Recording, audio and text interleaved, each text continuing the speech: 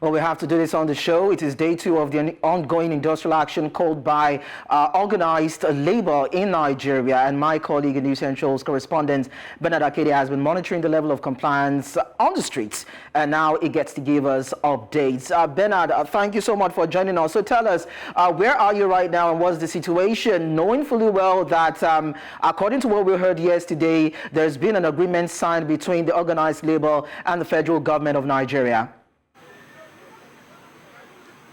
Thank you for having me, Lekon. Yes, there's been an agreement signed by organized labor and the federal government of Nigeria. Now, when we first woke up to this message, many thought, hey, maybe the strike is over. Maybe they have eventually agreed on a certain amount for the minimum wage. Unfortunately, not.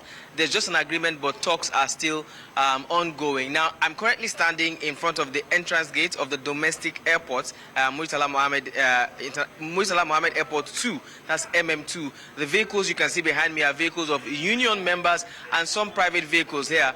The unionists have been standing here all morning, singing and dancing, not just to songs of solidarity, but to reggae music and to songs of Fela. For those who are familiar with these artists, that's Fela and Bob Marley, you know that they sang songs of freedom, and the unionists have been singing these songs earlier. We had some of those clips earlier.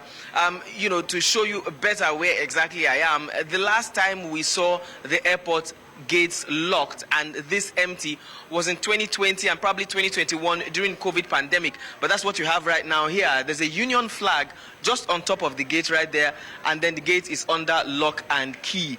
The airport premises is completely empty as it was yesterday, even worse than what you had yesterday, just for security operatives and some airport staff who are right in there. Nobody has been allowed to go in. We hear that flights have not taken off, flights have not landed. That's talking about domestic flights as at this morning. We've seen some passengers, most of them refuse to speak on camera, but some of them are standing with their luggage hoping that just maybe something will happen. Away from the domestic wing, we were also at the international airport earlier this morning, Murtala Mohammed Airport. We were told yesterday that flights will be cancelled at the international airport, but on getting there, it was business as usual. And information that reached us had it that the unionists decided to keep the international airport open because of the ongoing conversations that they had with the federal government. However, we were also informed that some international airlines had decided to cancel their schedule for the day, particularly Delta Airline decided to cancel because they were not sure of what's going to happen. And now, just before I let it go, what you can hear in the background is the voice of an announcer from the public address system. They've been giving up-to-date information concerning the ongoing conversations with the union members in Abuja. So if there's any change, if there's any information, we get to hear it here from the public address system. Okay, finally, before I let you go, Bernard, according to the agreements that we saw that was signed, the Nigerian government said it is committed to paying a higher minimum wage, that is a wage beyond 60,000 naira.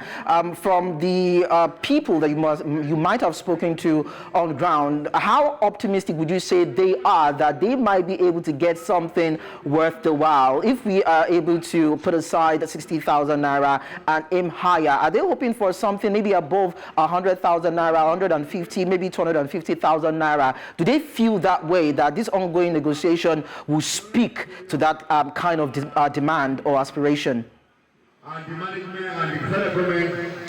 Okay, well, I just before I answer your question, Leko, I would like to amplify the information that's coming from the public address system here. Okay. Now, the person who is speaking is saying that that conversation is still ongoing and that 60,000 is not agreed minimum wage for Nigerians, and that the conversations are ongoing and that they seem favorable, but that no agreement has been reached yet. And that's the information we're getting from the public address system.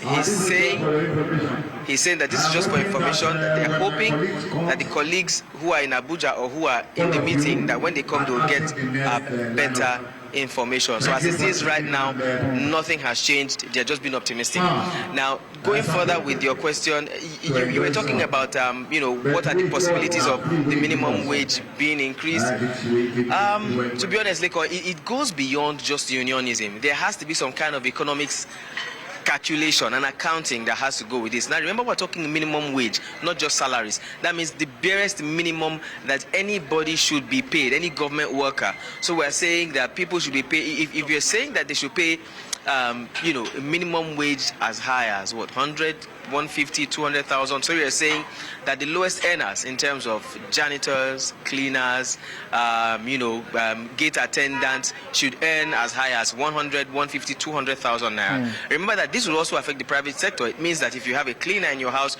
you have a gate attendant, you know, those who run eateries, restaurants, they have to pay those who serve food there as high as 150, 200,000 naira.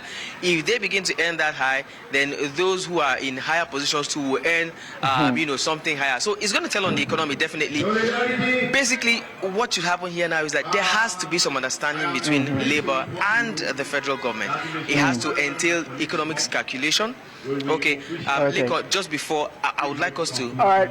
I would like us to take what's going on. There's some announcement going on. Let's see if you can take it. That meeting just ended a few seconds back, and we have 1 week within which to go and relax and fine-tune the figures, rejig the figures, and come up with something that is acceptable and meaningful to the Nigerian people. So I don't want to be the one to let the cat out of the bag, but as it were, this is the conclusion of the NLCTUC meeting. When my colleagues come in another 3, 4, 5 minutes, we will officially brief the Nigerian workers and the press. Thank you very much. What's your name, sir? My name is Olayinka Abioye, General Secretary, Association of Pilots and Engineers.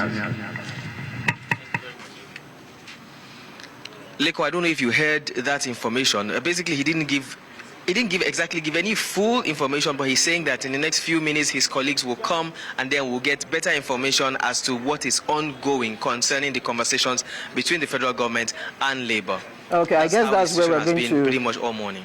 Of course, we'll pen the discussion right there and hope that later on we'll be able to get more details from you. But then, Bernard Akede, thank you so much for sharing your insights. Of course, bringing us up to speed as regards how the picketing is panning out right there where you are. Thank you. We'll definitely reconnect with you pretty soon, probably on the news. Thank you.